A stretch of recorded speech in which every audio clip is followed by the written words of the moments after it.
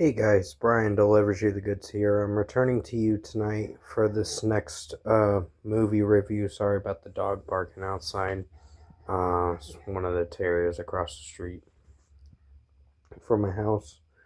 So yeah, this is for Fight or Flight, the 2025 film.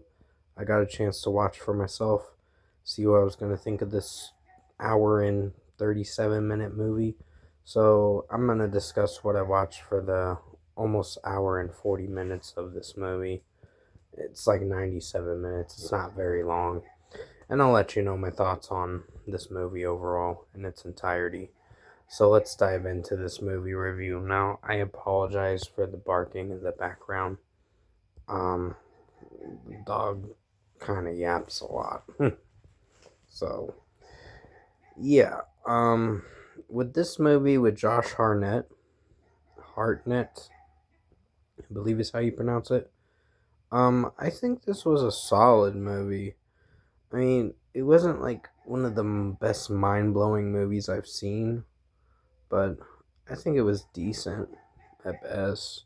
The action sequences were fairly okay, and the way this movie comes across is has comedy slash action packed shootout scenes slash fight scenes. There's a lot of shit that goes on in this movie, and they're looking for this thing called the Ghost, uh, who Lucas Reyes is associated with. Josh Hartnett's character, Lucas Reyes, is the guy that's called upon to go look for this thing called the Ghost. So he gets hired for this job, and in order to do this job, it requires him to capture the ghost alive, and he gets his freedom back. So, other than that, from what I've seen with the film, I think it's fairly okay. Um, I think the action packed moments are pretty strong, the shootout moments and the fighting scenes are pretty solid. But for the execution of this film, I think Josh Hartnett's performance was pretty solid. I mean, it's not the best movie. There's a little cliffhanger at the end of it where he wakes up, and then I can't tell you any more of what happens because they're on a plane for most of the movie. Josh Hartnett and the Ghost, but you find out who the Ghost is when you watch the film overall. But yeah, for the film as a whole, I think it's an okay film.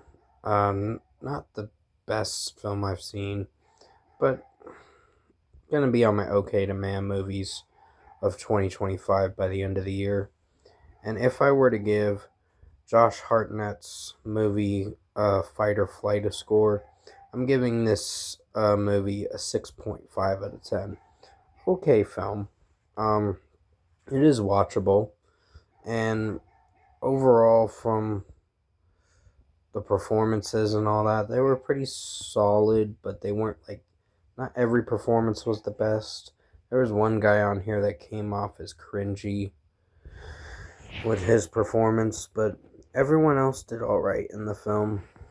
The one guy that was kind of being a total dickbag for his character was kind of just like, what the fuck? Why the fuck are you even a part of this movie if you're gonna be a total dickbag? Because your performance was kind of crap. So other than that, from what I've seen with this film, 6.5 out of 10 for Fight or Flight. I mean, the action packed scenes, the fight scenes are pretty strong in this film. It's kind of like a spin off of John Wick again, from the producers of John Wick, brings you this movie. So they're doing the same thing like they did with John Wick. They're trying to copycat most of these movies, trying to make it similar to John Wick action packed scenes, but to be honest, they're their own movies, and from what I've seen with each movie that says from the producers of John Wick, like Nobody 2 and Nobody and other movies like that, it does come across as a little bit of a copycat. of those kinds of films. But honestly, it's its own film. It's sort of original, but at the same time, it has its cheesy moments, this film. So 6.5 out of 10 for Fight or Flight.